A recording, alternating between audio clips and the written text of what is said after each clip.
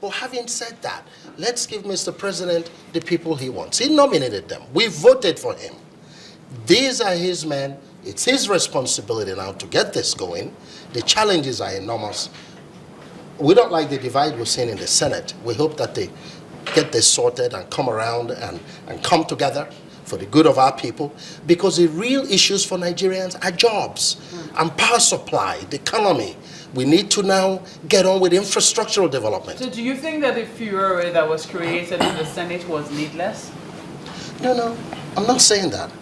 I'm saying that the overall interest, the more important interest that we must focus on now is how to move the challenges we face in Nigeria in terms of addressing the needs of our people, moving that forward. That's what we must try to do. And we don't have a lot of time, it seems to me. So I think now the challenges are such, and I believe Mr. President can do this. I believe he can. With the team that he has? Well, that's his team. He has to now do it. The commitments to our people are clear. What our people expect are clear. They're looking for jobs. They're looking for power supply. They're looking for infrastructure. So you think that the 3 million jobs per year that your party promised, you see that coming to fruition? Well, now we have a team in place. I think there's catching up to do, obviously, because if you had to judge that based on the initial 5 months now, thereabouts, you start to wonder. But there is time to catch up. I'm just saying that right now, it's get on with it time. But I believe that this fight against corruption, which is one of the cardinal points upon which this administration was also elected, yes, is already suffered a hiccup. Perception-wise, and this was my point earlier, that I thought the nomination process would have been sensitive, a bit more sensitive with regards to the issue of perception, because you need not to be corrupt, and you also need to be seen not to be corrupt. I think that's important. But having said that, we got our men, Mr. President's men in place. Let's now push forward. Because I tell you, we cannot continue in a situation where businesses are hurting. We're dealing with some massive issues in terms of commitments of our party, APC, with regards to free education, healthcare, infrastructural development. In fact, social welfare and safety net issues that require a lot of funding. And we don't know where the funding is going to come from what it looks like now. So, yes, fighting corruption and plugging the holes will create efficiency and the opportunity to have more funding to do some of this. My personal view, even on larger matters such as subsidy, is that you can manage it in such a way that those funds that are not really going to the average Nigerian or the masses, because the sentiment is we need to do things to support the masses. But I'm not so sure that subsidy is really getting to them. The people who are enjoying subsidy are people who live in Lagos and Abuja and Port Harcourt and Benin and a few cities. Most Nigerians are paying even more than market price. So it seems to me that that's a major opportunity for revenue that could be used to specifically and in a dedicated way deal with some of these important promises, such as infrastructure, healthcare, free education. And there's a lot of promises that was so we made. got a lot of work to do. But, in the light of the policies that are being driven by the CBN, there are many who think that they're not exactly sure if the government has this mechanism of getting feedback from the people as a way to measure the success or otherwise of their policies. And as such, they say the economy and people are hurting. Do you think that they've got that feedback mechanism such that they could measure how their policies are succeeding? Well, I think now that we have a cabinet and president's men are in place, that we have an opportunity to see if that's happening. And I think it will happen. And again, I go back to the issue of sensitivity, whether it's in appointments or nominations. It's important that we listen more to the people of Nigeria, and we can take more of those into due consideration. Let's say that this is a learning curve. I think this government will get better now. Clearly, in my view, some mistakes have been made already. I think that's clear.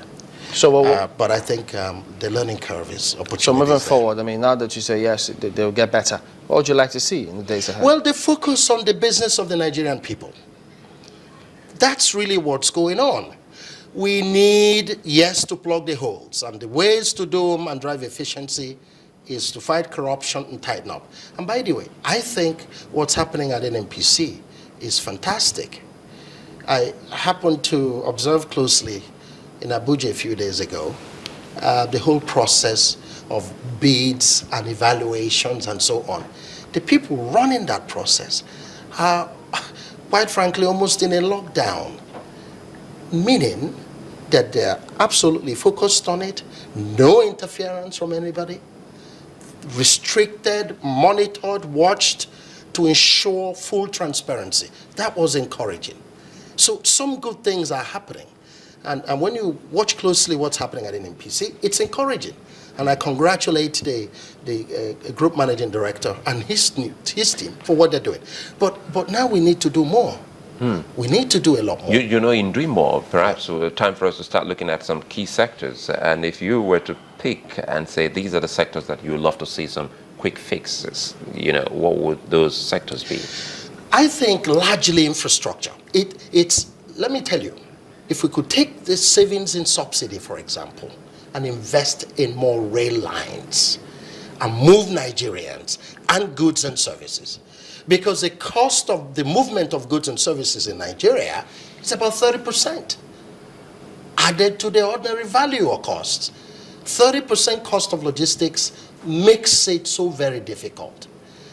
If you go to the other aspect of it, power supply, look, have you checked to see the number of abandoned NIPP projects across the country? Independent power plants abandoned everywhere, halfway. And power is almost everything now to Nigerians. How do you run a business on generators and diesel and poor quality diesel and the importation of generators and repairs? How do you do it? So that's increasing. Oh, look, you know, we're not generating any more power than before. What we experienced for a while was the fact that gas supplies steadied a bit, but many of the generating plants are owing gas suppliers a lot of money. That's slowing that down, in addition to the logistics of getting gas, meaning the pipelines and so on. And now government is saying we'll focus on repairing the refineries and getting them running. That's another huge challenge. We'll see how that works. Do you think the government or the APC overpromised when they were campaigning? I think it's too early to start to even suggest that.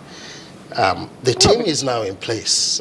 The team is in place now. Can we safely use that word that the team is in place? The team is in place. Because I thought till they take the oath, till they're sworn in. It's Friday. October is over after today, yes, and we still don't have ministers. So, well, I think so. Can we safely say a team is in place? I mean, largely speaking, a team is in place. I think by next week, hopefully, we may well see the first fair executive meeting. I don't know, but it looks like that's where we're headed.